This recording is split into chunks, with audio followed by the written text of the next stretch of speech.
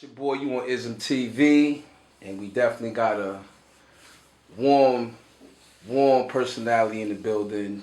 Person that's been in the town for a minute, the town of Rochester, New York, and man, he's been putting in his work for years on the hip hop scene. I want to introduce y'all to and welcome the super duper MC that's been collaborative with other groups, and then he's done his solo thing. I'm gonna welcome my man UnK in the building. Yeah, man. What's good, man? How you, man? Can't call it, man. Might spoil it for real, boy. Man. Long time, man. Long time coming, you heard? Yeah, man. Yeah, absolutely, Up, man. bro. Yeah, it's So- good timing, man. Yeah, man. So You know?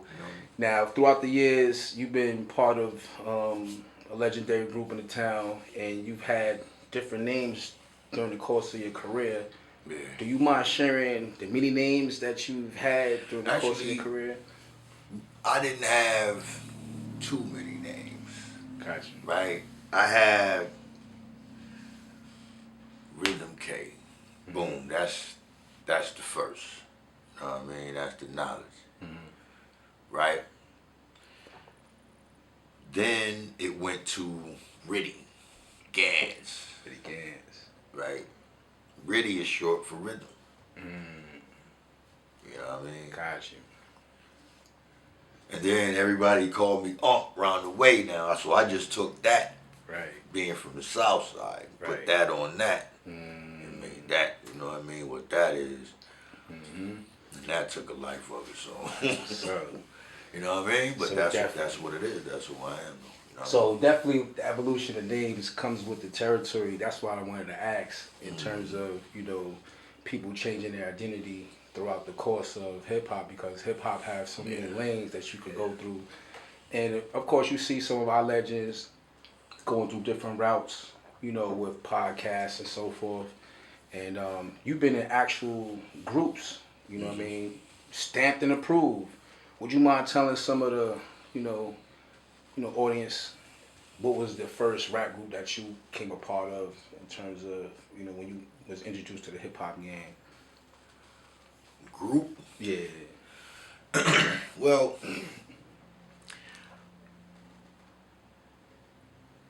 I never really was in a group. You know what I mean? Because when I really started rhyming and writing, right? I was with Dre. Dre Ski Love. Lyrical. He was from the side of your town. Yeah. You know what I'm saying? And used to go to his house in the morning and go to school from his house, get on the bus. Right. You know what I'm saying? But he had a Coleco vision. We used to play Rocky. Right. He wrote my first rhyme for me. Me and Money. Right? Took off from there. Are they still relevant in the game as we speak now, or what's going on with these cats that introduced you to the game? Were they somewhat older than you? Yeah. The most influence is older than me, like Sharif. You know what I mean? The Rhyme Chief. Prime Minister K. That thing. Right. That cloth. That's what I used to listen to. Yeah. My headphone. You know what I mean? I had a joint called my rhyme book. Wow. And that was like my melody for me. Right. Until my melody Came out. hit like it was, Yeah. Wow. So the people that, seen you collaborate with other artists and other groups, what have you, what made you attach yourself to these particular artists and not consider yourself in a group? Or was that just the earliest stages No, of your because career? there was never I was never under a group of people, and we always actually, you know what? Crew. Crew and groups is something different. Right. Okay. Yeah, Right. yeah. Because my crew, Mm-hmm. you know what I mean? My original crew was Shalik, right? Mm-hmm. And Handsome, Mm-hmm. Royal Tree, and we had uh,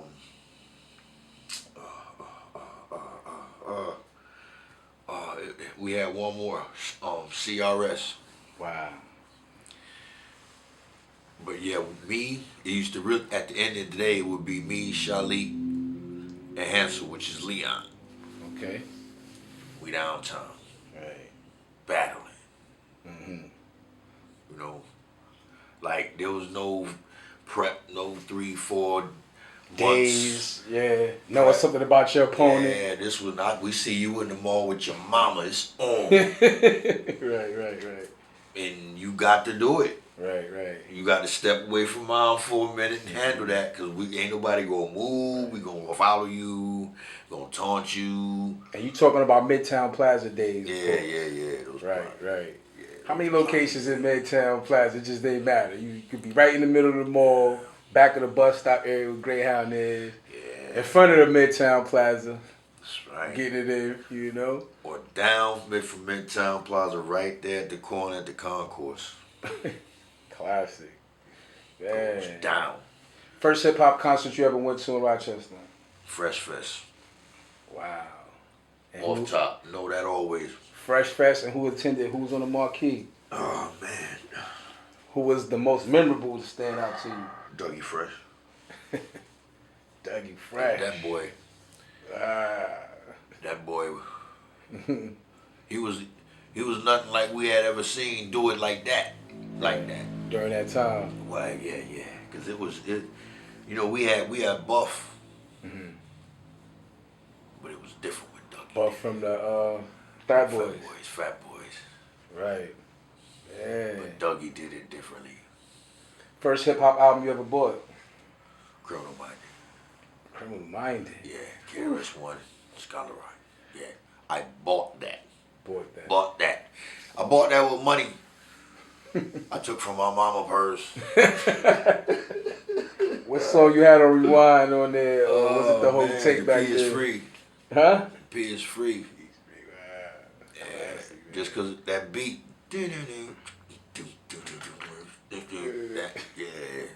It's over. Yeah. I lose myself in that joint all the time. Mm-hmm. Yeah.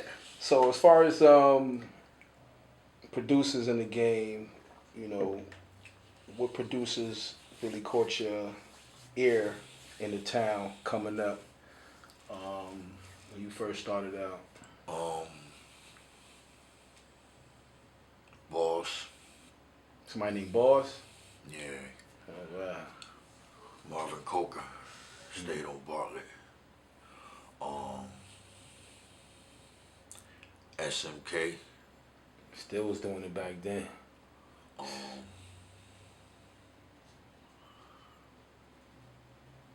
My boy Dre.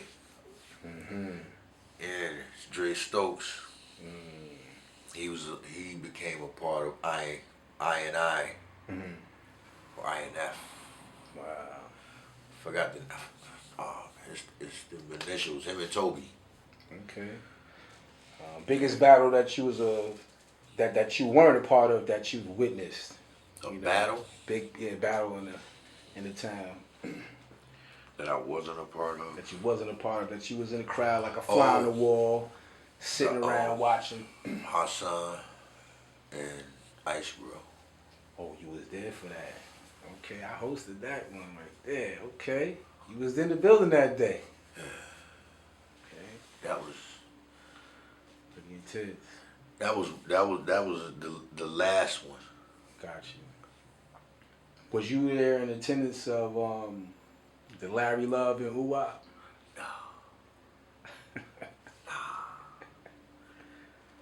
Oh man, gotta get that. Yeah. Man, What's your thoughts on those two individuals those right guys there? right there, man. Love those guys. Shout out to Larry Shout Love. out to Larry Love, mercenary Larry, you know. That's what's up. Shout out to Uwa. Shout out to Bro Zay. That's what's up. With the Swizzale. Yo, he just told me that, man, yesterday. Wow.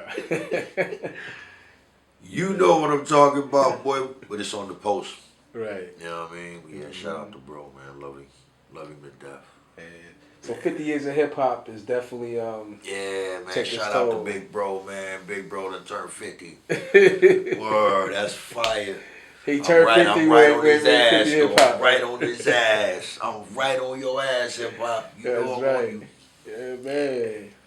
And the birth of hip hop in Rochester, there's a lot of people who came throughout, the world who came to Rochester as far as people in the industry. What was your first major rap superstar that ever came to Rochester that you had a chance to intermingle with? I know you talked about the Fresh Fest, what have you, but of course we have some kind of, backstage opportunities and so forth. What was the first rap, hip hop celebrity that you might have met up here that you got a chance to chop it up with, and what was that experience like? The first one was Shabba Ranks. Oh, Shabba Ranks. He not even hip hop. You talking about just reggae? Okay, we gonna go to reggae. Okay. Shabba Ranks was the first music artist that you met. Okay, period. okay. Like got you. Right. And he was on the Ave. Mm-hmm. Jefferson and Bartlett at that red restaurant. It was sous chef back then, Jamaican restaurant. Yeah, I think people's shout choice probably got out to pictures with them too. Abidon, the one brought him up there. Yeah, shout out to Big Bro Abidon. Okay, so Shabba Ranks was the first. But hip hop wise was EPMD. You got a chance to chop it on EPMD, word? That's okay. I got with them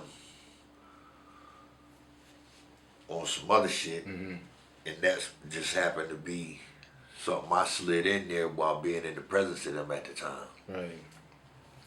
And I got to be in their presence for a minute, and I let them know what I do. That's what's up. And so now we really kicking it. That's dope. So right it there. was like boom, boom, and that's how. Things just came together. Yeah, things just started coming together, man. Right. They had sent for me out there.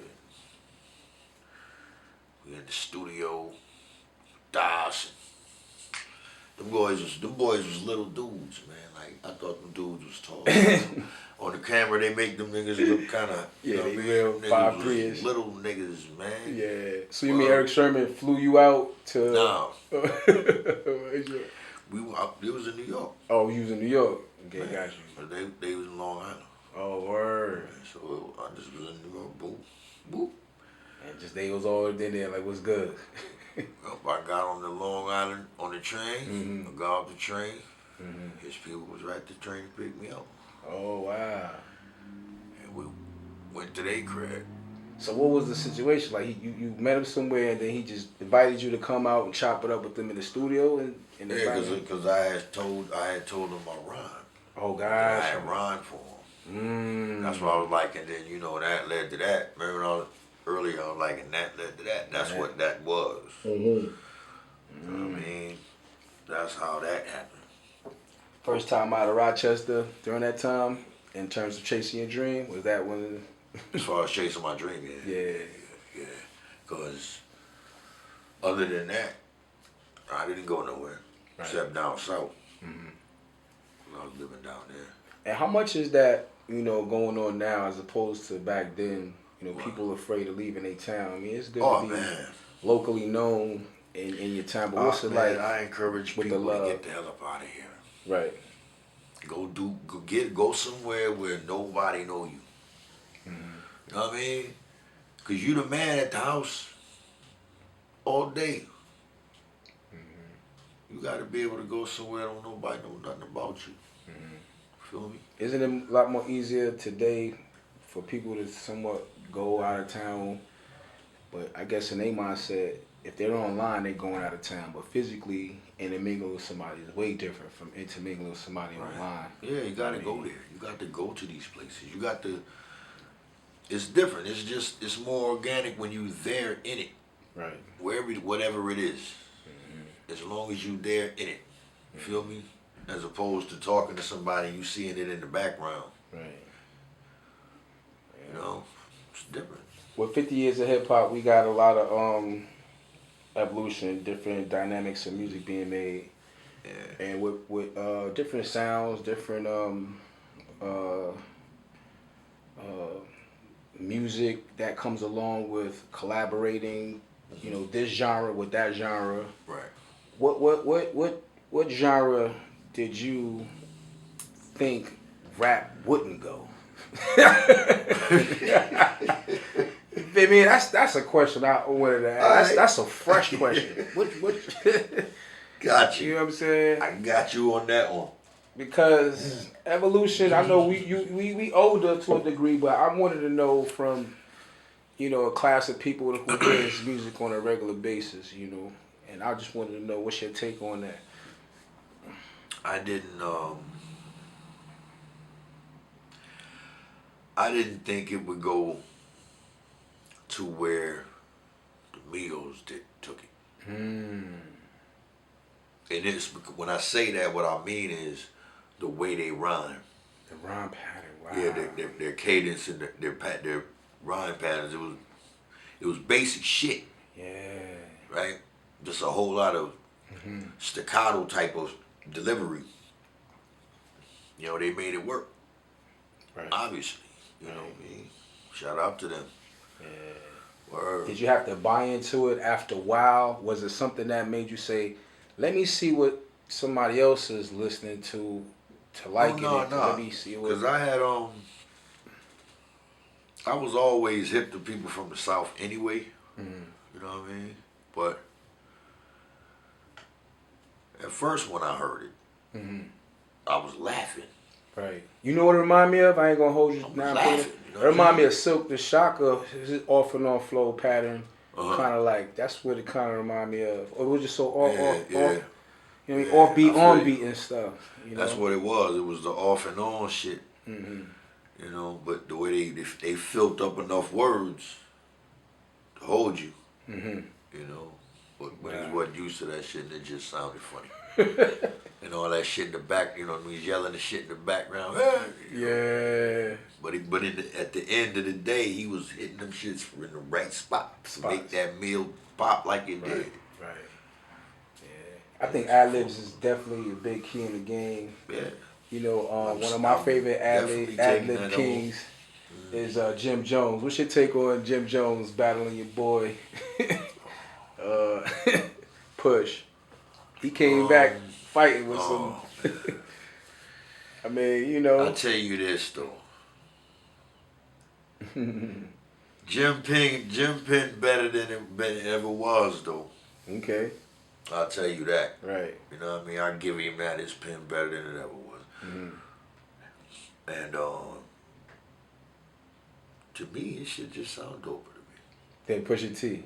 Yeah. That's what's up. They do. Yeah. To me, his rap and delivery is, I like that better than Push. Right. Ad-libs be in the right spot, man. Every time I see him, I'm saying like he's like the underdog out of the Dipset to me that just kept it going. Jim is nice, man. You can't take that away from that, man. He's nice. Shout out to him, man. Favorite hip hop movie that you saw that made you look at hip hop different? To make me look at it different? Yeah. Like when you see something visually, it makes you have some kind of... B Street was? No. Yeah, B Street. B Street? Yeah, okay. Because I saw Wild Style, right? But when I saw Beat Street, I saw it like, okay, they make money for real. Right. Not knowing they telling the story for real.